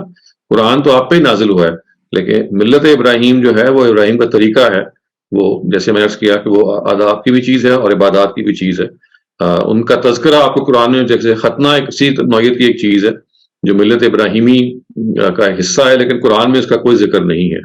यही मामला चंद और ऐसी सुनन का भी है, जैसे आप देखिए कि दाएं हाथ से खाने के बारे में आपको कोई तज़किरा कुरान में नहीं मिलेगा, या इसी तरह से छींक अगर आपको आती है तो आपको एक खास प्रोटोकॉल फॉलो करना है, उसका तज़किरा आपको नहीं मिलेगा। तो ये वो प्रैक्टिसेस हैं या आदाब की चीज़ें हैं, इबादत में से भी और आदाब में से भी चली आ रही हैं, और इसी वजह से इनको कहा जाता है कि ये कुरान से मुकद्दम है। कुरान से ज़मानी लिहाज से, टाइम के लिहाज से ये पहले जारी करता है। आगे बढ़ते हैं। इमरान प्लीज अपना माइक अनम्यूट कर लीजिए और अपना सवाल कीजिए। हाँ जी, thank you very much doctor Shahzad. Just a quick question, first also if you can recommend a book that we can study regarding this particular topic. मैं कुरान पढ़ रहा था, reading about bayna yadehi, like surah Al Imran में नज़ल अलैकल किताब bill हक़ मुसद्दिक़न lima bayna yadehi व अंज़ल at-तौरात वल इंजील। So the problem is, when we read and we do the translation, that means what has come before the Quran. So that's what the Quran is verifying it. But some of the Christians, when they translate, they say that's between the hands. So that's what the Christian were carrying at the time the Prophet sallallahu alaihi wasallam was here. So ab ye problem hai ke Muslims of course are critical of the Bible, and Christians say no, your Quran actually mentions that the Bible is actually a true book, and also Quran में ये भी लिखा हुआ है कि जो they should be judged by the Bible. وَلْيَحْكُمْ أَهْلُ الْإِنْجِيلِ بِمَا أَنزَلَ اللَّهُ فِيهِ. That the Ahl Injil, the people of the Bible, let them judge amongst themselves by the book, right? By their book. So I wanted to hear your thoughts or any कोई recommendation, anything you can do. Thank you very much. तो ये दूसरे सवाल का जवाब पहले हम देख लेते हैं कि वो तो उस मौके पे कहा गया है कि जब अभी कुरान नाजिल नहीं हुआ और कुरान मजीद के मुकाबले में जो दूसरी किताब मौजूद थी, और उनको ये बताया जा रहा है कि देखिए अगर आप انجیل کو فالو کر لیں گے تو انجیل آپ کو قرآن مجید تک پہنچانے کا باعث بنتی ہے. تو جب یہ کہا گیا کہ بل یحکم اہل الانجیل بما انزل اللہ، اس کا مطلب یہ ہے کہ آپ انجیل کو حکم بنائیے، انجیل کو آربیٹریٹر بنائیے. انجیل آپ کو خود بتا رہی ہے کہ there is a book which is going to be revealed near the end of the series of prophets، اور وہ آخری پروفٹ کی اوپر اتاری جائے گی. تو چونکہ تورات اور انجیل دونوں کے اندر ہی یہ چیزیں موجود ہیں، اس وجہ سے کہا گیا کہ انجیل کے معاملے میں بھی آپ فیصلہ کیجئے، یعنی انجیل کا جب جو کو سامنے رکھ کے، اور انجیل کے اس کو سامنے رکھ کے جب آپ فیصلہ کریں گے تو آپ خود قرآن تک پہنچیں گے، بیکاز انجیل کا جو حکم ہے اس سلسلے میں، جسے کہا گیا نا بل یحکم اہل الانجیل، وہ خود آپ کو یہ بتائے گا کہ there is this last book which is going to be revealed. So when you are actually judging according to Injil, that is going to lead you to the revelation of the Quran. تو جو پہلا question آپ کا تھا regarding بین یدیہ، you know, like بین یدیہ کو، یہ بات ہے نا کہ مصدق لما بین یدیہ کے الفاظ آتے ہیں کہ وہ ان چیزوں کی تصدیق کرتا ہے. تو یہاں پہ تصدیق کرنا اصل میں اس مفہوم میں ہے کہ ان کے، یعنی آپ اس کو الٹ کے ٹرانسلیٹ کریں کہ یہ ان کے مصداق ہیں ان پیشن گوئیوں کے کہ جو قرآن سے پہلے موجود تھیں. یعنی تصدیق یہاں پہ اس مفہوم میں ہوتا ہے جس میں ہم اردو میں کہتے ہیں کہ فلاں چیز فلاں کے مصداق پہ ہے. یعنی بائبل نے قرآن مجید کی پیشن گوئیاں کی، اللہ تعالیٰ کے پیغمبر کی آنے کی پیشن گوئیاں کی، تو ہم کہتے ہیں کہ قرآن اس کا مصداق ہے، یعنی اس کی مینیفیسٹیشن ہے کہہ لیں. یعنی یہاں پہ تصدیق سے مراد یہ نہیں ہے کہ وہ ویریفائی کر رہا ہے، بعض جگہوں پہ ہے ایسا بھی، لیکن جب یہ اس طرح کی آیتیں آتی ہیں تو وہاں اس کا مطلب یہ ہوتا ہے کہ وہ جو پریڈکشنز بائبل میں کی گئی تھیں، پروفیسیز کی گئی تھیں regarding the arrival of the last book یا regarding the arrival of the last prophet, تو یہ دیکھو آ گیا ہے. Now they are confirming what the Injil is actually telling them already. یعنی جو کچھ وہ کہا تھا دیکھیے اس کی مینیفیسٹیشن سامنے آ گئی ہے. تو یہ اس مفہوم میں ہے. تو ہمارے یہاں چونکہ مفسرین زیادہ تر اس کا ترجمہ اس مفہوم میں کر دیتے ہیں کہ وہ ان کی تصدیق کر رہا ہے یا ان کو سچا مان رہا ہے. اس مفہوم میں بھی قرآن مجید میں یہ بعض جگہ پہ آیا ہے. وہاں اصل میں مراد یہ ہوتی ہے کہ وہ ان پیشن گوئیوں کو سچا قرار دے رہا ہے، یعنی جن پیشن گوئیوں کے نتیجے میں وہ آیا ہے. جی، it is referring to those predictions. I see. Just coming back to the second one, you know, let them judge amongst themselves. The Muslims during our rule, you know, the Khilafah and what else, they also let the Christians and the Jews, you know, judge amongst themselves by their own book. So یہ آیا جو second والا department کا, is it referring to that, you think, or no? نہیں دیکھیں، وہ تو یہ تو آزادی تھی نا which Muslims gave to all their subjects. یعنی یہ بات کہ they could have their own courts of law, they could have their own freedom of speech and freedom of expression and in religion as well. یہ جو مسلمانوں کی جو سلطنتیں جہاں رہی ہیں وہاں تو یہ وہ اس آیت سے ہٹ کے، یعنی آیت نہ بھی ہوتی تو this was a personal and religious freedom that was granted. یہ جو وَلْيَحْكُمْ أَهْلُ الْإِنْجِيلِ جو ہے اس کا ایک اسپیسیفک کانٹیکسٹ ہے. آپ اگر اس کو کائنڈلی نکال کے if you study it in تدبر قرآن اور البیان، you'll come to know that it has its own context. It's not related to, I mean, what you have referred to in history. وہ الگ سے ایک بات ہے کہ religious freedom ملنا چاہیے. Thank you very much, Farag Al-Lafiq. Thank you. جی، اب نیکسٹ اطہر خان، پلیز آپ اپنا سوال کیجیے. جی السلام علیکم سر. میرا کوشچن یہ تھا کہ آپ نے ایک بات کی کہ اگر ہم تحقیق کرتے ہیں اور اس کے بعد ہمارا اس پہ دل کا اطمینان ہو جاتا ہے کسی حدیث پہ، تو پھر ہم پہ وہ بائنڈنگ ہو جاتی ہے اس کو فالو کرنا. تو سر اگر میرا اطمینان کسی لیٹ سپوز متواتر حدیث پہ یا مستند حدیث پہ نہیں ہو رہا، جو ایک دوسرا مسلمان بھائی یا ایک تھاٹ جو ہے اس کو 100% کہہ رہی ہے کہ وہ دین ہے ہمارا، یا وہ متواتر سے آ رہا ہے اور سارا، تو میرا اگر اس پہ اطمینان نہیں ہو رہا، مجھے اس میک سینس نہیں کر رہی وہ بات یا میرے، تو کیا اس کو ماننا میرے پہ بائنڈنگ ہے؟ اور اگر میں نہیں مانتا تو کیا اس کی کیا وہ ہے؟ اور سیکنڈلی اسی کے دائرے میں کیا تواتر کا جو کانسیپٹ ہے وہ ہمارے لیے ہمارے دین میں سند کا کانسیپٹ رکھ رہا ہے جس طرح سے آپ بتا رہے ہیں؟ تو واٹ از یور تھاٹ؟ پہلی بات تو یہ کہ کوئی حدیث متواتر ہے ہی نہیں. یعنی متواتر ہمیشہ یا قرآن ہے یا سننا ہے، حدیث تو ہمیشہ خبر واحد ہے. خبر واحد کا مطلب یہ ہے کہ چند لوگوں نے اس کو بیان کیا ہوا ہے. اس وجہ سے اگر آپ کا کسی روایت پہ اطمینان نہیں ہے مثال کے طور پہ، اور جب ہم کہتے ہیں اطمینان نہیں، اس کا مطلب یہ ہے کہ آپ نے اس کی تحقیق کر کے اس کے پیچھے جو سندن یا درایتن جو چیزیں ہیں وہ آپ سمجھتے ہیں کہ وہ قابل رد ہیں اور قرآن کے مطابق نہیں ہے، तो आप उसके मुकल्लिफ भी नहीं है कि आप उसको फॉलो करें। इसी वजह से तकलीफ या जो मुकल्लिफ होना है ये करार दिया ही गया उस बुनियाद पे कि चूंकि रवायत अपनी नौयत में एक ऐसी चीज है कि जो जन पैदा करती है। जन का मतलब है कंजेक्चर है, it's conjecture, and that conjecture can be, जैसे हमारे हदीस के जो स्कॉलर्स कहते हैं कि यहतमिलु सिद्क वल किज़्ब, ये वो सच्चा भी हो सकती है और उसके अंदर कोई ना कोई गलती भी हो सकती है। इसलिए उसकी नेचर ऑफ ट्रांसमिशन है ही ऐसे कि the way it is transmitted उसमें गलती आ सकती है। तो इस वजह से आपने अगर वेरीफाई करके आप महसूस करते हैं कि वो वेरिफिकेशन के प्रोसेस के नतीजे में it does not stand on sound basis और आप उसको नहीं मानते, तो ये आपको पूरा हक हासिल है। जी, क्योंकि सर जिस तरह से मैं देखता हूँ, आप मुझे बताइएगा अगर मैं लॉजिकली नहीं सही समझ रहा, कि अगर एक चीज को मैं नहीं सही समझ रहा और दूसरा उसको बिल्कुल सही समझ रहा है, तो हम लोग एक पेज पे कैसे इकट्ठे हो सकते हैं, या हम कोई सिस्टम या कोई एक लॉ कैसे एस्टैब्लिश कर सकते हैं? देखिए, लॉ तो हदीस की बुनियाद पे बनता नहीं है ना। लॉ हमेशा कुरान और सुन्नत की बुनियाद पे, जो दो ऐसे सोर्सेज हैं जो आपको सर्टिट्यूड देते हैं, जो सब पे बाइंडिंग है। इसी वजह से हदीस कोई लॉ का माखज कब बनती नहीं है। हदीस तो सिचुएशनल होती है। मैं जो हदीस के मैंने कोर्स को पढ़ाते हुए आपको एग्जांपल्स भी दी हुई हैं और तफसील से अगर आप उसको सुन भी सकते हैं। हदीस itself is not any source of law, ये कोई माखज दीन नहीं बनता। ये तो देखिए नबी सल्लल्लाहु अलैहि वसल्लम की कॉन्वर्सेशंस हैं, जो वॉन्डरर्स हैं या स्ट्रे लोग हैं, गुजर गए, उन्होंने यहाँ पे बात सुनी और आगे पहुंचा दी, और बहुत सारी कीमती बातें भी हैं। उसको कभी इस पहलू से नबी सल्लल्लाहु अलैहि वसल्लम ने कहा ही नहीं था कि वो लोगों को पहुंचाए। ये लोगों ने एहतमाम किया कि भाई हमने कीमती बात सुनी है तो आइए हम आगे बयान करते हैं। वरना तो ऐसा नहीं था प्रॉफिट ने कहा हो कि देखो आज मैं आपको नसीहत कर रहा हूं और दुनिया में फैला दो इसको। तो सर इस वजह से हदीस के बारे में कभी भी आप इस जगह पे नहीं आएंगे। वो आपका एक पर्सनल अंडरस्टैंडिंग का प्रेफरेंस है। जो लॉ बनता है या जो दीन का जो सर्टेन सोर्स है जो सर्टिट्यूड फराहम करता है, वो कुरान और सुन्ना है। इसके अलावा और तीसरा कोई नहीं है।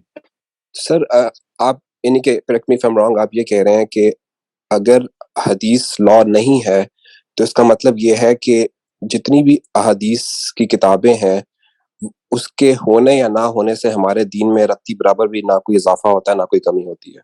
जी बिल्कुल ऐसा ही है।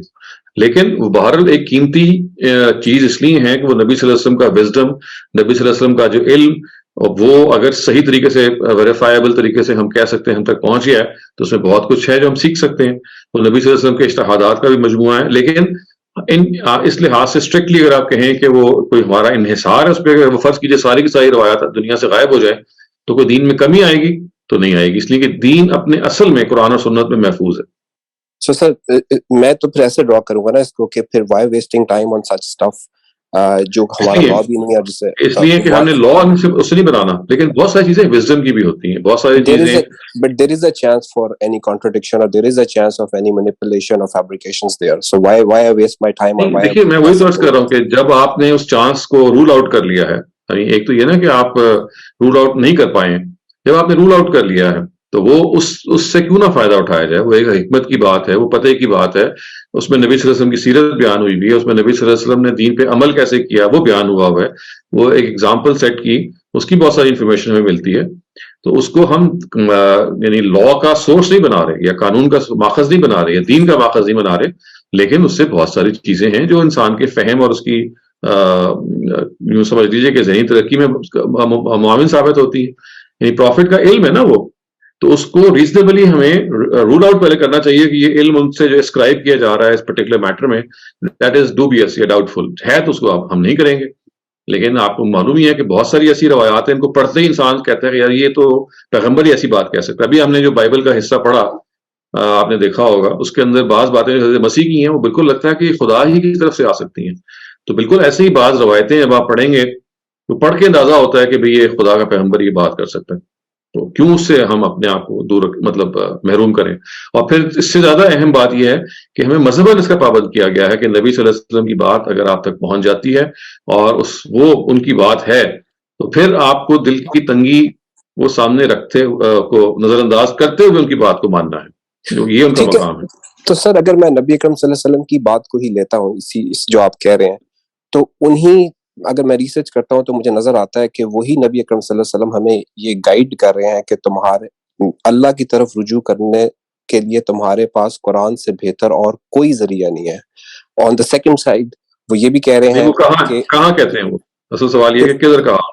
ये तिरमिज़ी की हदीस है। और तो फिर आप देखें ना हदीस में आ गया ना, ये फिर आप देखिए, कुरान ने बताया ना, तो फिर इसका मतलब तो ये हुआ ना कि या तो मैं उस पर, आप मुझे कह रहे हैं ना कि उससे भी फायदा उठाओ, तो अब ये मैं इंटरप्रेट कर रहा हूँ इसको ऐसे कि, और फिर साथ में नबी अकरम सल्लल्लाहु अलैहि वसल्लम की एक और हदीस भी इसी को वैलिडेट कर रही है। फिर मैं जैसे कुरान समझ रहा हूँ, मुझे यही समझ आ रही है कि the only source that we have is the Quran. और अगर हम दूसरी सोर्सेज की तरफ जाते हैं तो फिर उसमें वेरिएशंस भी हैं, कॉन्ट्रडिक्शंस भी हैं।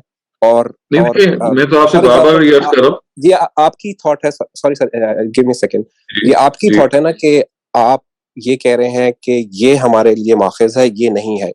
आपको पता है ना कि बहुत सारे स्कूल ऑफ थॉट्स ऐसे भी हैं जो प्रिवेल कर रहे हैं इस वक्त पाकिस्तान में या मुस्लिम कंट्रीज में, जो आपके इस कॉन्सेप्ट को निगेट करते हैं। नाउ रिगार्डलेस के who is right and wrong, जो एक आम आदमी मेरे जैसा सीकर है वो तो यही कहेगा ना कि इनमें से कोई एक तो दीन को गलत समझ रहा है या आगे दीन को गलत प्रोपोगेट कर रहा है।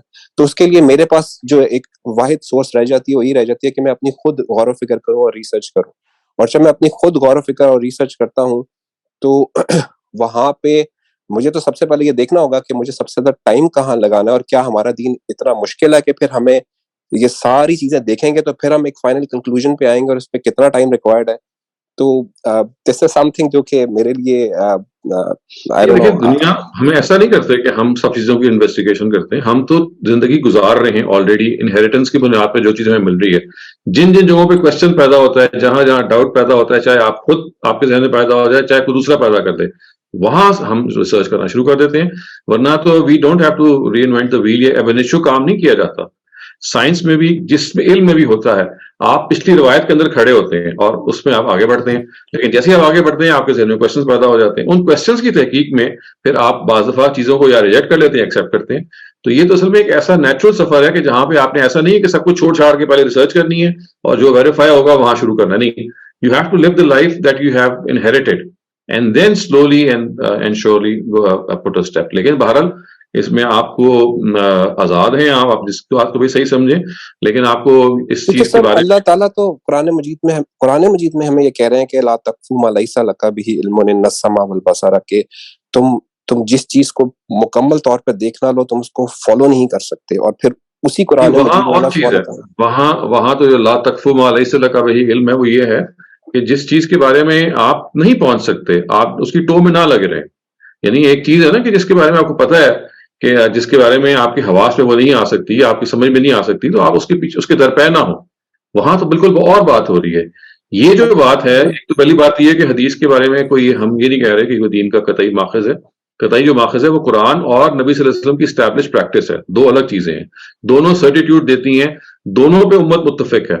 यानी ये जो प्रैक्टिसेस हैं इनके बारे में आप उम्मत में कहीं भी चले जाएं, फहम का इख्तलाफ होगा, लेकिन कोई भी आपको कोई दूसरी राय नहीं देगा। नमाज के बारे में कोई नहीं कहेगा 7 नमाजें हैं, या रोजे के बारे में कोई नहीं कहेगा कि 15 रोजे हैं। यानी इबादत और मामलात और बाज़ जो चीजें सुन्नत से मुंतकिल हुई हैं वो मुत्तफक अलग हैं। जहां पर आप इख्तलाफ आप देख रहे हैं वो रवायात की बुनियाद पे या इंसान के फहम की बुनियाद पे हुआ है। वो हर जगह पे हो जाता है, वो हर इंसान जहां पे भी जिस इल्म में भी होगा वो हो जाता है। लेकिन हमें तो ये देखना है ना अल्लाह ताला की तरफ से जो दीन दिया गया है वो किन सूरतों में दिया गया है। So sir bottom line is के आप ये कह रहे हैं कि ये जो लिविंग ट्रेडिशन है जिसका हमारे पास कोई एज सच कोई स्ट्रॉन्ग एविडेंशियल प्रूफ नहीं है, हम उस पे भी हमें रिलाई करना है, हमें उसी से शुरू करना है, रिलाई नहीं करना, शुरू करना है। ये तो एक नेचुरल सी बात है ना। यानी हम पैदा हुए, हमें माँ बाप ने, हमारे माहौल ने, हमारी बुक्स ने, हमारी मस्जिद ने कुछ चीजें बताई हैं तो हम उनको लेके चल रहे हैं। लेकिन हर स्टेप पे कोई डाउट पैदा हो जाएगा, क्वेश्चन पैदा हो जाएगा, तो जब जहां पैदा होता है उसकी रिसर्च करें। यानी ये है रवैया, ना कि ये रवैया है कि हाँ आप पहले कहें कि सारी जो हकायक हैं वो मैं रिसर्च करूंगा, जहां सही पहुंचूंगा मैं वहां आगे उसी को एक्सेप्ट करूंगा। ये तो नहीं कहा गया अल्लाह की तरफ से। आपको जो बता दिया गया उससे शुरू कीजिए और slowly and surely just make your way through it. मैं तमाम अहबाब की शिरकत का बहुत शुक्रिया अदा करती हूँ। डॉक्टर शहजाद, आपके वक्त का और आपकी काविशों का दिली गहराइयों से शुक्रिया। और इंशाल्लाह आपको कल दोबारा एक नए लेक्चर में we'd love to have you and will see you tomorrow इंशाल्लाह। जी इंशाल्लाह।